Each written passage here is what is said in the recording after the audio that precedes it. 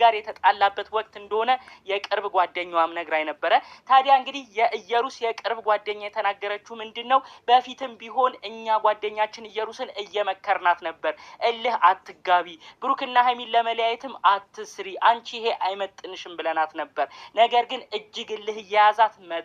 ከዛም በመቀጠል ብሩክና ሀይሚ በሚለቁት የዩቲዩብ ቪዲዮ በጣም እየበሸቀች እየቀናች መጣች። በቅርቡ ራሱ የቀለበት ፕሮግራም ሲያደርግላት በጣም በመናደድ ይህ ክብር እኮ ለእኔ ነው የሚገባው እሰራለታለሁ ብላ ሁሉ እልህ መያዝ ጀመረች ብላ ነው እንግዲህ የኢየሩስ የቅርብ ጓደኛ ሁሉንም ነገር የነገረችኝ። እንግዲህ ቅናቶች እያደጉ ሲመጡ፣ እልህ መያያዞች እያደጉ ሲመጡ የማይሆን ሀሳብ ወደ ውስጣችን እየመጣ ለዛ ሰው መጥፎ ነገር አሰብ እንጀምራለን ማለት ነው። ታዲያ እንግዲህ በኢየሩስም የሆነው ይህ ነው። አስቀድማ ለጓደኞቿ ሁሉ ስትናገር ነበር። ብሩክና ሀይሚን ባለያያቸው ምን አለ ትላላችሁ? እነ ብሩክና እነ ሀይሚ በፍጹም አይቀጥሉም። የሀይሚ ቦታ ለእኔ ነው የሚገባው። ገና ልጅ አስረገዘኝ ብዬ ነው ጉድ የምሰራው። በፊት እኮ እኔን ነበር የሚያፈቅረው ሁሉ እያለች ብዙ ትናገር ነበር ነው ያሉት። ታዲያ እንግዲህ የቺ ኢየሩስ የተባለችው ግለሰብ የዛሬ 6 ወር እውነትም አግኝተዋለች። ከሀይሚ ጋር ብሩኬ ተጣልቶ በነበረበት ወቅት እጅግ ሆድ ብሶት በጣም ከፍቶበት በነበረበት ወቅት በቃ የሚያደርገው ሲያጣ እንግዲህ ዝም ብሎ እሷን ለማናገር የስልክ ጥሪ አድርጎ ቡታጅራ ተገናኝተዋል ነው ያሉት።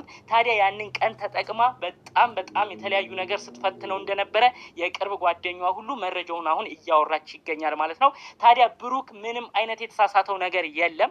ታዲያ በቀኑ ግን ምን እንደተፈጠረም አክለው የነገሩኝ ነገር አለ። የብሩክ ወንድም ሀብቴ የተናገረው መድኃኒት ተደርጎበት ነው፣ እኔ የሰማሁት ይሄንን ነው ብሏል። እኔ ደግሞ ሌላ በተጨማሪ የነገሩኝ ምንድን ነው፣ ብሩኬ ቀድሞም ተናዶ ነበር ከአዲስ አበባ ሲመጣ። በተለይ ሀይሚ እንደከዳችሁ ሲያቅ ከሀይሚ ጋር በተጣሉበት ወቅት በጣም ሆድ ብሶት በቃ ተናዶ ነበረ። ታዲያ በመናደድ ይችን ግለሰብ ሲያገኝ፣ የድሮ ፍቅረኛውን ሲያገኝ አንድ ሁለት እያሉ እያወሩ እየተጫወቱ የነበረበትን ከሀይሚ ጋር የተጣላበትንም ለመርሳት በጣም በከባዱ ሁኔታ ውስጥ ሆኖ መጠጥ እየደጋገመ ሲጠጣ ነበረ። በቃ ራሱን እስከ መሳት በሚባል ደረጃ መጠጥ በጣም እየጠጣ በተቻለው መጠን የሀይሚንም ነገር ንዴቱን ለመርሳት እንደዛ ሲያደርግ እንደነበር ነው መረጃውን የሰማሁት። ታዲያ እንግዲህ በወቅቱ ወደ አልጋ ክፍል ወደ ማረፊያ ክፍል እንኳን ሲሄድ በቅጡ አያውቅም ነበረ። ጥጥቶ ስለነበረ ምንም የሚያስታውሰውም ነገር የለም ነው ያሉት። የቅርብ ጓደኛዋን በውስጥ ያለችኝ ይሄንን ነው። ታዲያ በወቅቱ ምንም አይነት የተፈጠረ ነገር የለም። ድክምክም ብሎት ሰዎች ደግፈው ከመጠጥ ቦታ አንስተውት የራሱ ክፍል ማረፊያ ክፍል እንዳስገቡት ጭምር መረጃው በውስጥ አላቸው። የሚገርማችሁ የኢየሩስ ጓደኛ ናቸው እነዚህ ቅርብ ወዳጆቿ ሁሉንም ሚስጥር የሚያውቁት። ነገር ግን ይቺ ልጅ ቅናቷ አድጎ ብሩክን በእጇ ለማስገባት ካላት ፍላጎትም ተነስታ ይሄንን ቀን በማስታወስ በተለይ ደግሞ ሰክሮ የነበረበትን ቀን በማስታወስ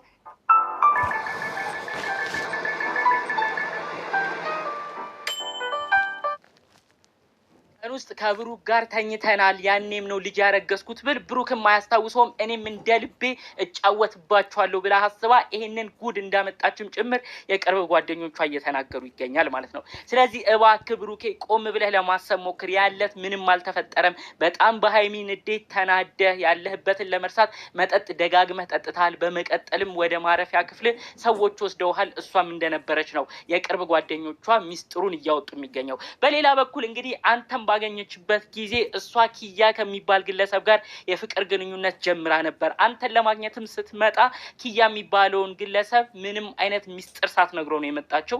ምክንያቱም አንተን በጣም ስለምትወድህ ስትደውልላት አንተን ለማግኘት ካላት ጉጉት ኪያ የሚባለውን ግለሰብ ምንም ሳታወራው ነው እንግዲህ አንተን ለማግኘት ወደ አንተ ያመጣችው ማለት ነው። ስለዚህ ኪያ የሚባለው ግለሰብ ደግሞ የልጁ አባት እንደሆነም ጭምር መረጃዎቹ እየተሰሙ ይገኛሉ። አሁን ኪያ ከተባለው ፍቅረኛዋ ጋር ካስረገዛት ግለሰብ ጋርም ጥሩ ሁኔታ ላይ ስላልነበረች ልጁን አባት ኪያ ከሚሆን ብሩክ ነው ብዬ አምታትቼ የብሩክ አደርጋለሁ በማለት ነው አጠቃላይ እነዚህን ነገሮች ሁሉ በማየት አዲስ ሀሳብ ይዛ የመጣችሁ ማለት ነው። እንግዲህ የልጁ አባት በቀጣይ የራሱን እውነት ይዞ ሚዲያ መጥቶ ያሉትን ነገሮች ይናገራል እየተባለም እየተጠበቀ ነው። ምክንያቱም ብዙ ሰዎች እዛ አካባቢ የሚያውቋት የቅርብ ጓደኞቿም ጭምር ከብሩኬ ጋር በዛ ወቅት አልነበረችም። የዛሬ 6 ወር ፍቅረኛ እንዳላት እናውቃለን። ፍቅረኛዋም እንግዲህ ኪያ እንደሆነ ነው የምናውቀው። እኛ ድንግጥ ብለናል ከብሩክ አረገዝኩ ስትል። በአጠቃላዩ ብሩክ እሷን ያገኘበትን ቀን ቅጽበቱን ተጠቅማ ነው የሁሉ ድራማ የፈጠረችው በማለት ነው እንግዲህ አጠቃላይ መረጃዎቹን እያወጡ የሚገኘው ማለት ነው። ስለዚህ እባክህ ብሩኬ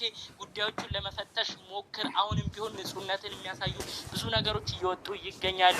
ሀይሚም እባክሽ ለዚህ ወንድማችን ለብሩክ እድል ስጪው፣ ጉዳዩ የተጣራ ስላልሆነ በተለይ ደግሞ በኢየሩስ በኩል ያሉት ነገሮች ድራማ የሚመስሉ ነገሮች ስለበዙበት እባክሽ ፍቅርሽ ትዳርሽ እንዳይበተን እባክሽ ከብሩክ ጋር ያለውን ነገር በተቻላችሁ መጠን እናንተ እየተነጋገራችሁ ጉዳዩን ለመፍታት ሞክሩ ለማለት እፈልጋለሁ።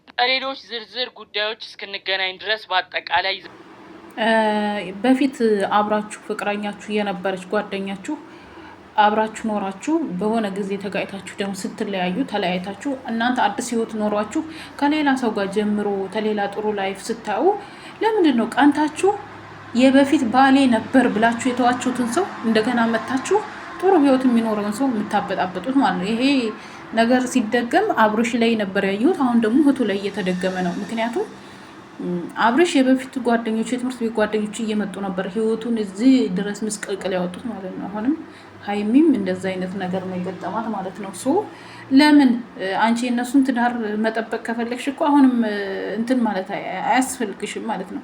ሰላም ጤና ይስጥልኝ ውድና የተከበራችሁ የብዙኃን ቻናል ቤተሰብ እንዴት አላችሁ ነው ያለው። እግዚአብሔር ይመስገን ሁሉ ሰላም ነው። እንግዲህ ብሩኬና ሀይሚ ይመስለኛል ልጅቷ እስከዛሬ ቁጭ ብላ 6 ወር ቀላል አይደለም። እኔ እየፈረድኩ አይደለም በሴት ልጅ፣ እኔም ሴት ነኝ፣ ነገ የሚደርስብኝን አላውቅም። ግን ለምንድን ነው ያ ሰው ከተወኝ በኋላ ትቶኝ ሌላ ህይወት ጀምሮ እንደገና ነይ ላግኝሽ ሲለው ቦታ የምሰጠው አልሰጠውም? ለምን እገናኛለሁ?